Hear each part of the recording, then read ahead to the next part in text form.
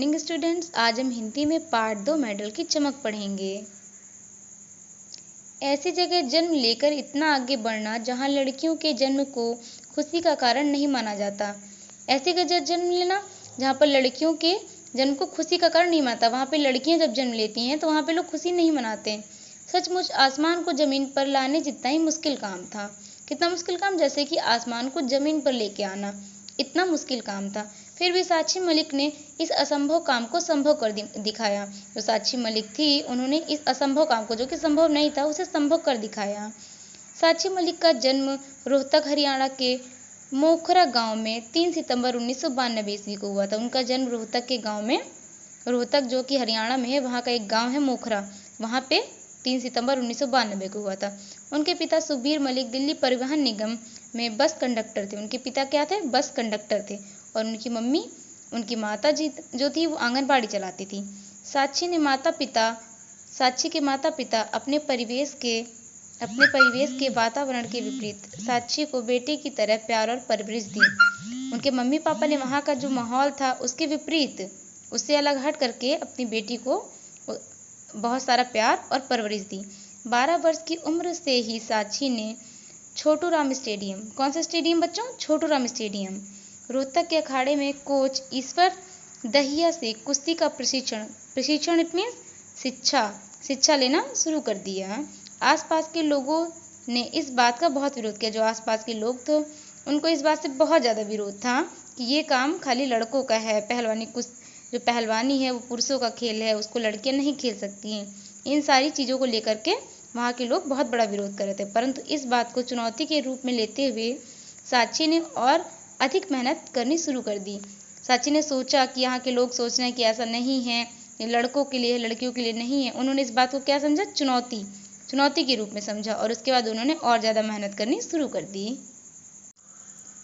8 वर्षों तक लगातार मेहनत के बाद साक्षी को 2010 में जूनियर वर्ल्ड चैंपियनशिप के 58 किलोग्राम फ्रीस्टाइल के कार्यक्रम में अपना जौहर दिखाने का मौका मिला। उन्होंने 8 वर्ष तक बहुत ज़्यादा मेहनत की। फिर उसके बाद उन्हें 2010 में जो जूनियर वर्ल्ड चैंपियनशिप हुआ था, उस कार्यक्रम में उन्हें अपना जौहर दिखाने का मौका मिला, जहां से साक्षी ने कांस्य पदक लेकर अपनी सफ़र की शुरुआत की। उन्होंने वहां से अपनी सफलता की शुरुआत की। इसके बाद 2014 में कुश्ती के अंतर्राष्ट्रीय टूर्नामेंट, कुश्ती का 2014 में क्या हुआ? अंतर्राष्ट्रीय टूर्नामेंट में उन्होंने स्वर्ण पदक जीता। स्वर्ण पदक मतलब सोने का पदक जीता। अब यह क्रम अब आगे बढ़ता गया और 2015 में दोहा में हुई एशियन रेसलिंग चैंपियनशिप में साक्षी को पुनः एक कांस्य पदक मिला।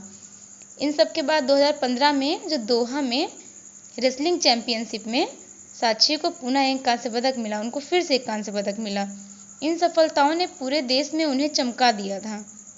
इन सफलता के बाद पूरे देश में उनका नाम हो गया था, उनकी बातें होने लगी थी, वो एक चमकते चेहरे के जैसे थी। परंतु अभी भी कुछ ऐसा करना शेष था जिससे दुनिया भर में वो भारतीय गौरव का प्रतीक बन सके। अभी भी ऐसा कुछ बचा था जिससे वो भारतीय गौरव का प्रतीक बनना चाहती थी। यह अवसर साक्षी को मिला रियो ओलंपिक में। कहाँ पे मिला उनको यह अवसर? रियो ओलंपिक में, जहाँ अपने खेल के अंतिम क्षणों में उन्होंने पूरी बाजी पलट दी। शुरुआत में ऐसा हुआ कि वो ऐसा लग रहा था कि हार जाएंगे, लेकिन लास्ट में कुछ ही पलों में उन्होंने पूरी बाजी पलट दी। रियो ओलंपिक में महिला फ्री स्टाइल रेसलिंग की 58 किलोग्राम भार की श्रेणी में कांस्य मेडल जीतने वाली रोहतक की साक्षी मलिक ने जीत कर वापस आते ही अपना नया लक्ष्य तय किया। जब वहाँ पे वो जीती तो वहाँ से वापस आई, लेकिन फिर भी अभी क्या करना था? अभी कुछ और बड़ा करना था। उन्होंने अपने एक विशेष साक्षात्कार में कहा कि टोक्यो में होने वाले अगले ओलंपिक में अभी 4 साल बाकी थे। जो टोक्यो में ओलंपिक होने वाला था उसमें 4 साल बचे थे। वे इन कीमती 4 सालों को ओलंपिक की तैयारी में लगाने का फैसला कर चुकी थी। उनको लगा कि जो अभी ये 4 साल बचे हैं वो अगले ओलंपिक की तैयारी करेंगी। आइए पढ़ते हैं उनका छोटा सा एक साक्षात्कार मीन्स उनका जो पत्रकार से परिचय हुआ था उसमें उन्होंने क्या बातचीत की है, हम इसमें उसके विषय में जानेंगे।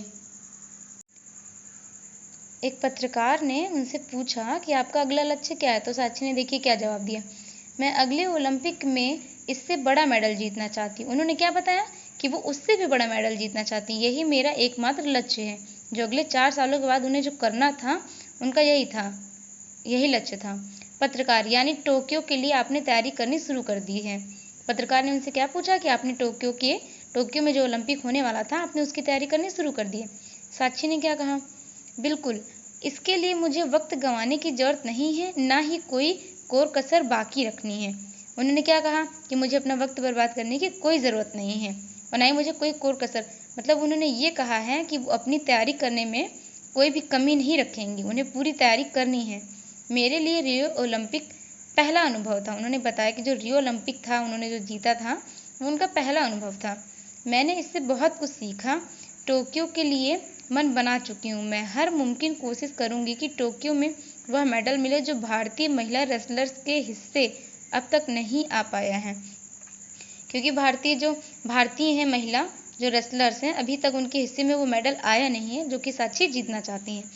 फिर देखिए पत्रकार ने क्या कहा, एक रेसलर के रूप में रियो में आपने मेडल के अलावा और क्या हासिल किया। उसने क्या पूछा कि मेडल के अलावा आपने और क्या हासिल किया। साक्षी ने क्या कहा, सबसे बड़ी बात मेरे लिए यह रही कि वहाँ मुझे अनुभवी रेसलर्स मिली।